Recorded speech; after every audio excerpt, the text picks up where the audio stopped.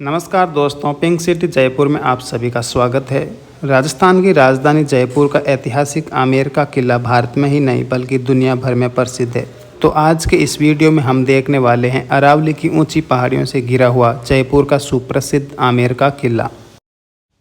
आमेर किले में हम देखेंगे दुनिया का सबसे बड़ा शीश महल, दीवान आम, मानसिंह पैलेस और एक खुफिया सुरंग जो आमेर महल को जयगढ़ फोर्ट से जोड़ती है। तो आइए चलते हैं और देखते हैं इस ऐतिहासिक और खूबसूरत आमेर किले को।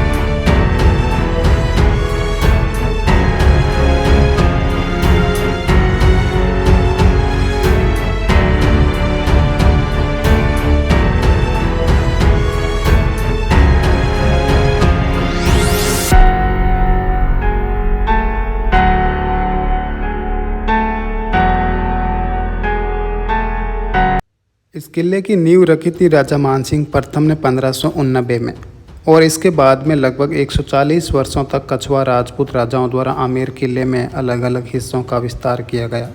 यह सिलसिला 1727 तक चलता रहा, क्योंकि 1727 में सवाई राजा जय सिंह द्वितीय ने अपनी राजधानी आमेर से जयपुर में शिफ्ट कर ली थी।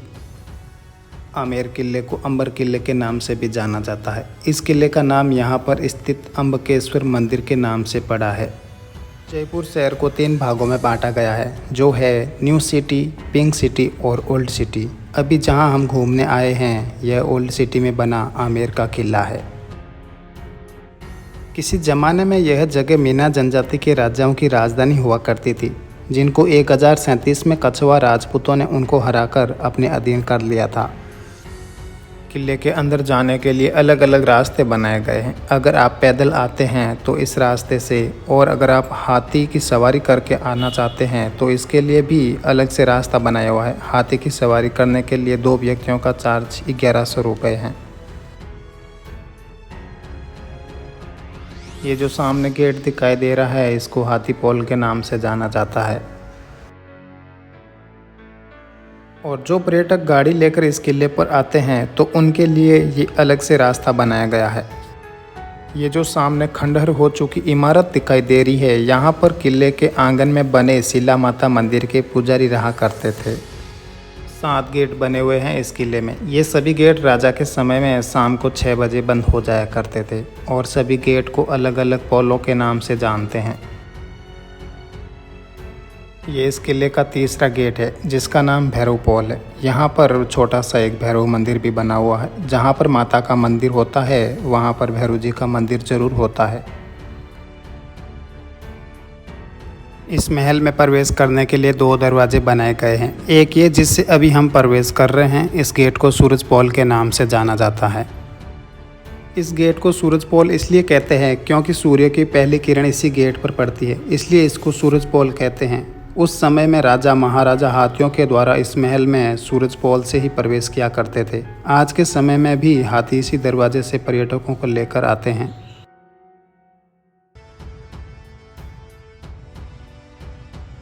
ये इस महल में प्रवेश करने के लिए दूसरा गेट है। इसको कहा जाता है चांद पोल यानी कि मून गेट। इस दरवाजे को चांद पोल इसलिए कहते हैं क्योंकि चांद इसी दिशा में निकलता है, इसलिए इसका नाम चांद पोल है। और ये आम जनता के महल में आने जाने के लिए रास्ता हुआ करता था। और ये जो कई सारे कक्ष आपको दिखाई दे रहे हैं, ये उस समय में घोड़े बांधने के काम आते थे। इस महल में 4 आंगन बने हुए हैं। अभी हम पहले आंगन में हैं। ये इस महल का सबसे बड़ा आंगन है और इसको जलेब चौक के नाम से भी जाना जाता है। यहाँ पर उस जमाने में सैनिकों के लिए परेड हुआ करती थी। चांद पोल के बाहर आपको कई सारे राजस्थानी वेशभूषा पहने हुए लोक कलाकार भी देखने को मिल जाएंगे। किले के सामने बनी ये पीले रंग की इमारत जो कि आमेर किले से भी कई वर्षों पुरानी है। बताया जाता है कि आमेर किला बनने से पहले जोधाबाई इसी इमारत में रहा करती थी और उनका जन्म भी इसी इमारत में हुआ था। यहाँ किले के आसपास आपको कई सारे प्राचीन मंदिर देखने को मिलेंगे। ये जो सामने मंदिर दिखाई दे रहा है ये 12वीं शताब्दी का प्राचीन जैन मंदिर है। ये प्राचीन जो मंदिर दिखाई दे रहा है ये मीरा मंदिर है और सामने उस ऊंची पहाड़ी पर पीले रंग का ये एक और मंदिर है, वह 15वीं शताब्दी में बना बद्रीनाथ का मंदिर है।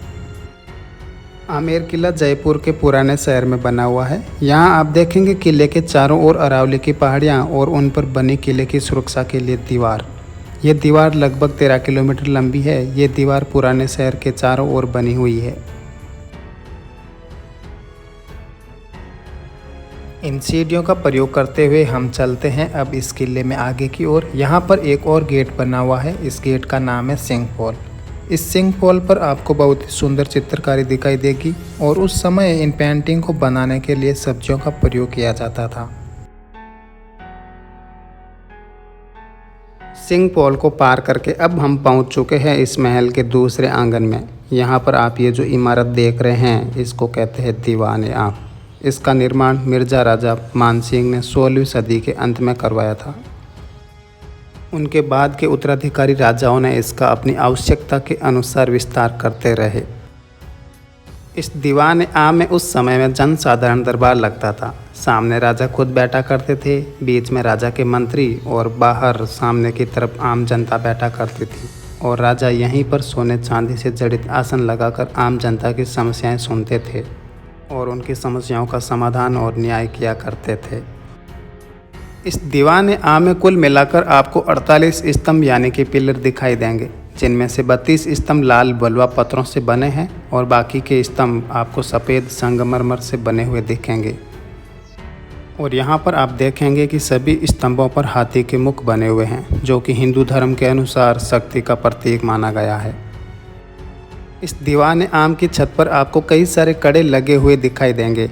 उनमें कपड़े के पंखे लगाए गए थे, जिनको रस्सियों से खींचकर राजा के लिए पंखों का इस्तेमाल किया करते थे और रात के समय में प्रकाश के लिए यहाँ पर मसाले जलाते थे।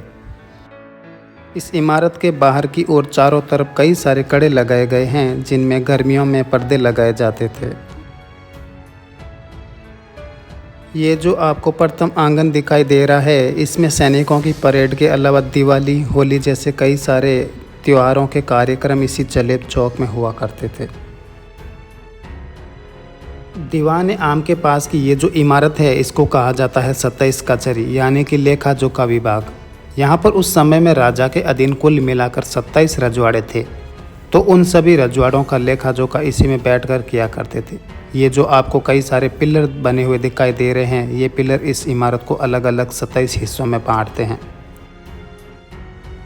और इन 27 हिस्सों में अलग अलग 27 जमींदार बैठते और हर बात का निर्णय किया करते थे। क्योंकि उस ज़माने में राजा अपनी जनता से लगान वसूला करते थे, तो उन सभी का हिसाब किताब करने के लिए इस इमारत का निर्माण करवाया गया।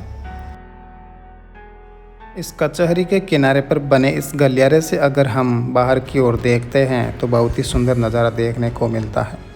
ये नीचे जो आपको रास्ता दिखाई दे रहा है, ये किले का मुख्य द्वार हुआ करता था।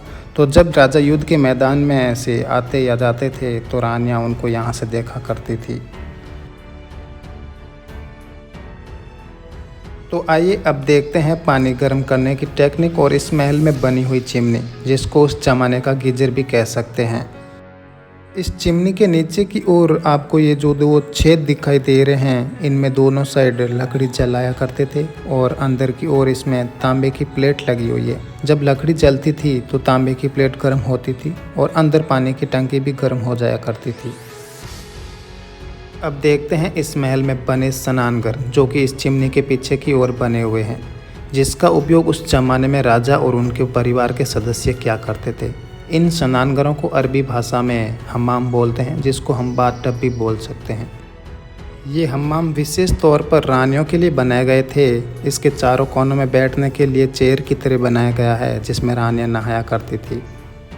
इसमें ठंडे व गर्म पानी के लिए अलग अलग हौज बनाए गए हैं। स्नानघर में जाने के लिए शीश महल से भी सीधा रास्ता है।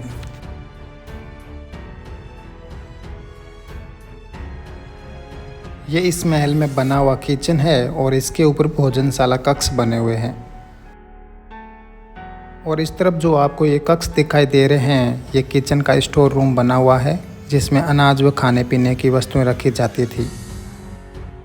ये सामने वाला गेट आप देख रहे हैं, इसको कहा जाता है गणेश पोल। ये गेट महाराजाओं के निजी महलों में प्रवेश करने के लिए उपयोग में किया करते थे। हिंदू धर्म के अनुसार जब भी कभी नया महल या मकान बनाते थे तो उसके आगे गणेश भगवान की प्रतिमा या उनकी पेंटिंग बनाया करते थे। इसी कारण इस गेट पर आपको भगवान गणेश की पेंटिंग देखने को मिलेगी और इस पेंटिंग के अलावा भी आपको यहाँ पर बहुत ही सुंदर पेंटिंग देखने को मिलेगी। ये जो पेंटिंग आप देख रहे हैं, ये सारी पेंटिंग 300 वर्ष पुरानी ओरिजिनल पेंटिंग है। इनको सब्जियों द्वारा बनाया गया है। तो आइए अब चलते हैं इस किले के तीसरे आंगन में। किले के इस भाग को कहा जाता है दीवाने खास। इसी दीवाने खास में राजा अपने मित्रों व दूसरे राज्यों के राजाओं से मिला करते थे। महल के इस तीसरे आंगन में 4 इमारतें हैं। पहली इमारत है शीश महल। इस दीवाने खास का निर्माण मिर्जा राजा जय सिंह ने 1634 में कराया था। इस खूबसूरत महल को बनाने के लिए जिन शीशों का प्रयोग किया गया है, इनको राजा ने बेल्जियम से मंगवाया था। इस महल की छत पर जो आप डिजाइन देख रहे हैं, उसमें जो गोल्डन लाइन दिखाई दे रही है, यह सारा ओरिजिनल सोना है। और छत पर कई सारे छोटे छोटे गोल आकार में पत्थरों के अंदर शीशे लगा रखे हैं। इस कारण से ये सभी शीशे मोमबत्ती के प्रकाश में तेज चमकते हुए झिलमिलाते हुए दिखाई देते हैं। उस जमाने में यहाँ प्रकाश करने के लिए मोमबत्तियों का या फिर मसालों का उपयोग करते थे। शीश महल पर जितने भी ग्लास आपको नज़र आएंगे, उन सभी पर सिल्वर की पॉलिश की गई है। मोमबत्तियों के प्रकाश जब इन शीशों पर पड़ता था तो ये पूरा दीवान एक खास रोशनी से जगमगा उठता था। सर्दियों के समय में शीश महल को बेडरूम के रूप में प्रयोग किया जाता था। राजा जय सिंह की एक रानी का बेडरूम शीश महल के दाईं ओर बना हुआ है और दूसरी रानी का बेडरूम शीश महल के बाईं ओर बनाया गया है। शीश महल के बाहर की ओर चारों तरफ पर्दे लगाए जाते थे और पर्दे लगाने के लिए यहाँ पर कई सारी कड़ियाँ लगा रखी है। इन झरोकों पर सुगंधित घास के पर्दे लगे रहते थे जिनको पानी से भिगोया करते, जिसके कारण ये महल गर्मियों में ठंडा रहता और पर्दों से प्रवेश करने वाली हवा महल में ठंडक के साथ साथ घास की सुगंध भी पहुँचाती रहती थी। ये शीश महल के बीच वाला भाग है। ये कॉमन हॉल हुआ करता था, तो इसी में राजा अपने खास मेहमानों से और दूसरे राज्यों के राजाओं से मिला करते थे। और ये जो पीछे कक्ष बना हुआ है, ये इस महल की भोजनशाला हुआ करती थी। ये शीश महल भारत का ही नहीं बल्कि पूरी दुनिया का सबसे बड़ा शीश महल है। इस महल के कॉमन परिसर के अंदर जितने भी शीशे लगे हैं, वह सारे रंग बिरंगे शीशे हैं। तो जब भी यहाँ पर दीपक या मोमबत्ती जलाते थे तो ये पूरा महल रंग बिरंगी रोशनी से जगमगा उठता था। ये शीश महल का कॉमन परिसर पहले पर्यटकों के लिए खुला रहता था, लेकिन जब लोगों ने यहाँ से शीशे निकालने शुरू कर दिए तो इसके बाद में सरकार ने इसको बंद कर दिया गया। दीवाने खास की दूसरी इमारत इस शीश महल के एकदम सामने की ओर बनाई गई है, जिसका नाम है सुख मंदिर। आपको शीश महल और सुख मंदिर के बीच में बहुत ही खूबसूरत गार्डन देखने को मिलेगा।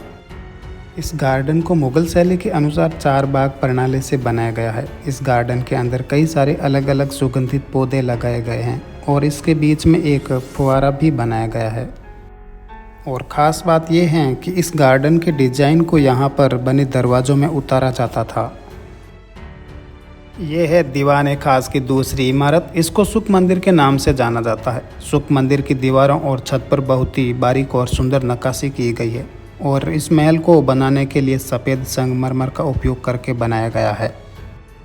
यहाँ आप देखेंगे इस सुख मंदिर में कई सारे छोटे छोटे खाने बनाए गए हैं जिसके अंदर दीपक रखा करते थे।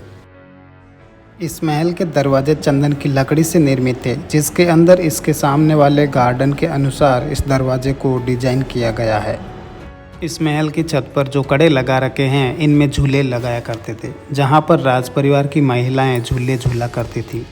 इस महल का निर्माण विशेष तौर पर गर्मियों में राज परिवार के आराम करने के लिए करवाया गया था।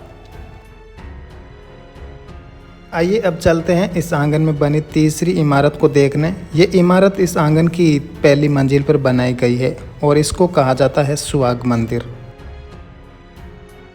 तो ये जगह सुहागन महिलाओं के लिए बैठने का स्थान हुआ करता था। तो जब भी राजा युद्ध के मैदान से वापस आते थे तब यहाँ पर बने इन खिड़कियों में से रानियाँ फूल बरसाकर राजा का स्वागत करती थी। और इस सुहाग मंदिर में संगमरमर से बनी ये सुंदर जालियाँ जिनमें से रानियाँ दीवाने आम में होने वाले कार्यक्रमों व जनसाधारण सभाओं को देखा करती थी।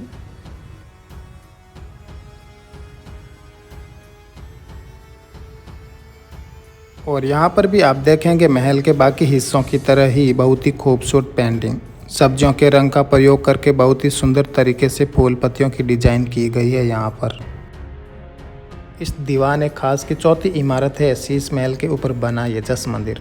इस जस मंदिर में भी नीचे की तरह ही शीश महल है, लेकिन इसके अंदर अभी नहीं जा सकते हैं। जस मंदिर के बाहर की ओर एक छोटा सा कक्ष बना हुआ है जो अभी भी खुला है। यहाँ अगर इस कक्ष से हम बाहर की ओर देखते हैं तो बहुत ही सुंदर नज़ारा दिखाई देता है यहाँ से।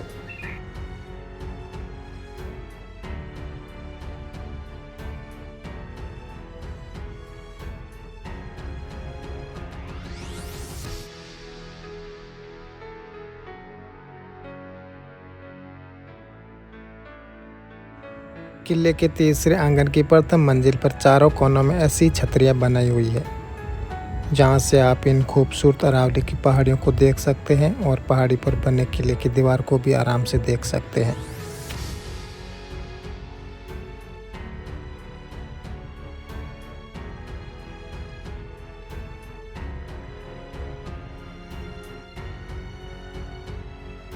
तो आइए अब चलते हैं इस किले में बने चौथे आंगन में। ये इस किले का सबसे पुराना भाग है। किले के इस भाग में राजा मानसिंह रहा करते थे।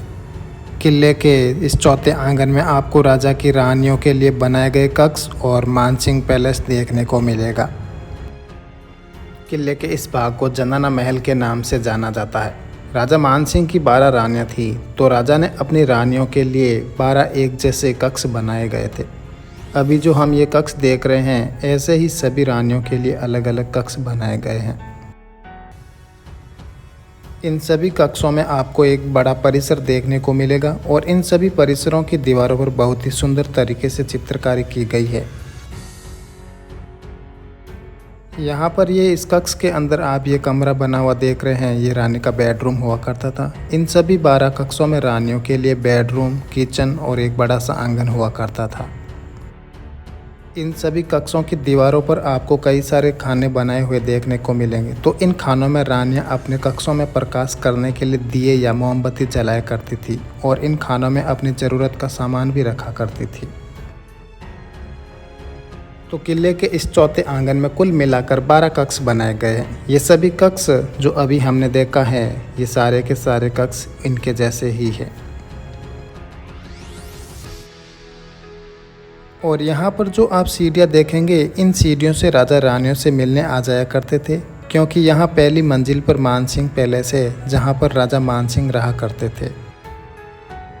ये इस चौथे आंगन की पहली मंजिल पर बना मानसिंह पैलेस है जहाँ पर राजा मानसिंह रहा करते थे। ये उनका कक्ष हुआ करता था। ये जो आप इस आंगन के बीच में बनी इमारत देख रहे हैं इसको कहा जाता है बारादरी। अगर रानियों को कोई भी समस्या होती थी तो उनको इन बारादरी में बुलाया जाता था और फिर राजा यहाँ बीच में बैठकर रानियों की समस्याओं का समाधान किया करते थे। और जब भी यहाँ पर कोई होली, दिवाली जैसे त्यौहार मनाए जाते थे तो उनको देखने के लिए रानियाँ इन मानसिंह पैलेस के प्रथम मंजिल पर बनी झरोकों में से देखा करती थी। एक झरोके में 2 रानियां एक साथ कार्यक्रम को देख सकती थी। तो कुल मिलाकर इस इमारत की प्रथम मंजिल पर ऐसे 6 झरोके बनाए गए हैं। तो राजा मानसिंह की 12 रानियों के अलग अलग 12 कक्ष बनाए गए थे। तो यहाँ आप ऊपर आकर देख सकते हैं इस आंगन के चारों ओर 3-3 कक्ष बनाए गए हैं। चारों ओर को अगर मिला लिया जाए तो ये 12 रानियों के 12 कक्ष हो जाते हैं। वैसे तो ये सभी कक्ष एक दूसरे के पास में बने हुए हैं, लेकिन किसी भी रानी को दूसरी रानी के कक्ष में जाने की अनुमति नहीं हुआ करती थी। किले के इस भाग के चारों कोनों में ये जो आप छतरियाँ बनी हुई देख रहे हैं इनमें किन्नर खड़े रहकर किले के इस भाग की सुरक्षा का ध्यान रखा करते थे। क्योंकि ये इस किले का जनाना महल यानी कि किले के इस भाग में राज परिवार की महिलाएं रहा करती थी, तो इस भाग में पुरुषों का आना वर्जित था। किले के इस जनाना महल के आंगन में आपको एक तुलसी का पौधा देखने को मिलेगा। पौराणिक धार्मिक आस्था के अनुसार रानियां स्नान करके सूर्य भगवान को जल अर्पण करने के बाद तुलसी को भी जल चढ़ाती थी और शाम को सूर्यास्त के बाद वे तुलसी के पास एक दीपक भी जलाया करती थी। तो आइए अब चलते हैं इस किले के अंदर बनी एक गुप्त सुरंग को देखने के लिए। तो उस जमाने में किलों व महलों में कुछ विशिष्ट कारणों से सुरंग बनाई जाती थी। इन सुरंगों का उपयोग सुरक्षा तथा महल में गुप्त रूप से प्रवेश करने एवं बाहर जाने के लिए किया जाता था। तो ऐसे ही आपको लगभग 1.5 किलोमीटर लंबी सुरंग इस आमेर किले के पश्चिमी भाग में देखने को मिलेगी। ये जो सुरंग है, ये सुरंग आमेर किले को जयगढ़ किले से जोड़ती है। ये सुरंग आमेर महल के अंदर बने मानसिंह महल, दीवान ए खास और जनाना महल के रास्ते से मिली हुई है। तो जब भी कोई किले पर आक्रमण होता था तो यहाँ से राज परिवार की महिलाओं व बच्चों को सुरक्षित किसी दूसरे स्थान पर इस सुरंग के द्वारा पहुँचाया जाता था। वैसे मैं आपको बता दूं कि इस आमेर किले पर न के बराबर आक्रमण हुए हैं। पहले ये सुरंग पर्यटकों के लिए आमेर किले से जयगढ़ किले तक जाने के लिए खुली रहती थी, लेकिन 2020 के बाद इसको बंद कर दिया गया है। ये सुरंग जहाँ तक ये किला बना है वहाँ तक ये ऊपर से बंद है और ज़मीन के अंदर बनी हुई है, लेकिन जैसे ही इस किले की सीमा खत्म होती है तो उसके बाद ये समतल ज़मीन पर बनी हुई है। इस सुरंग के अंदर रोशनी करने के लिए यहाँ पर मसाले जलाई जाती थी और जहाँ ये सुरंग समतल ज़मीन पर बनी है वहाँ पर इनकी दीवारों में कुछ इस प्रकार से छेद बनाए गए हैं जहाँ से इस सुरंग के अंदर प्रकाश आता था।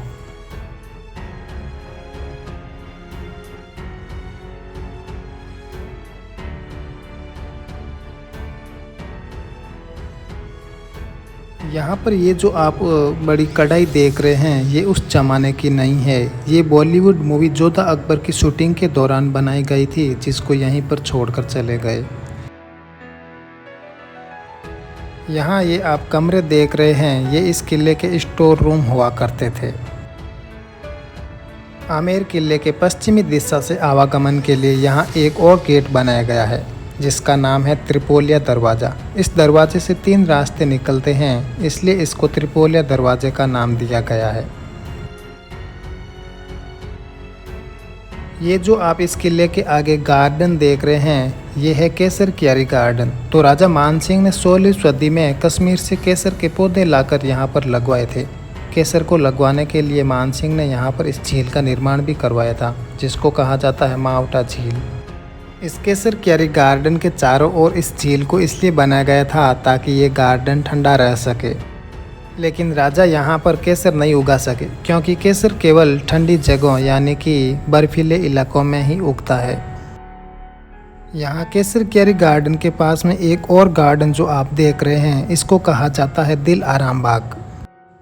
तो जब राजा मानसिंह ने आमेर किले को बनाने के लिए जिस वास्तुकार को काम दिया था उनका नाम था दलाराम, तो उसी के नाम पर इस गार्डन का नाम दिया गया था। और जब अकबर पहली बार आमेर किले में आए थे तब उन्होंने इसी गार्डन में आराम किया था। उसके बाद उन्होंने इसको दिल आराम बाग कहा था। तो जब से इसको दलाराम या दिल आराम गार्डन दोनों ही नामों से जाना जाता है। यहाँ पर आमेर किले के आगे की ओर एक और गार्डन है जिसको कहते हैं रामबाग गार्डन। तो यहाँ पर गणगौर, दिवाली, होली जैसे त्योहारों के कार्यक्रम को देखने के लिए रानियाँ यहाँ इस रामबाग गार्डन में आया करती थी।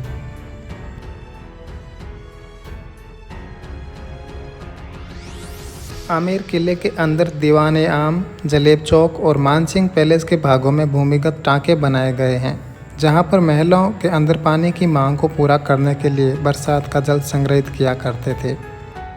महल के इस दीवान आम के आंगन में आपको एक टाँके का गेट भी देखने को मिलेगा।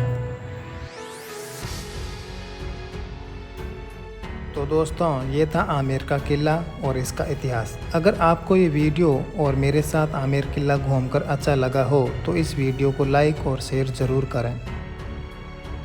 और अगर आप चाहते हैं कि मैं ऐसी ही आपके लिए ऐतिहासिक जगहों के और वीडियो बनाऊं, तो उस जगह का नाम आप इस वीडियो के कमेंट बॉक्स में कमेंट करके ज़रूर बताएं। और अगर आप मेरे इस YouTube चैनल पर नए हैं तो चैनल को सब्सक्राइब ज़रूर करें। आपका बहुत बहुत धन्यवाद।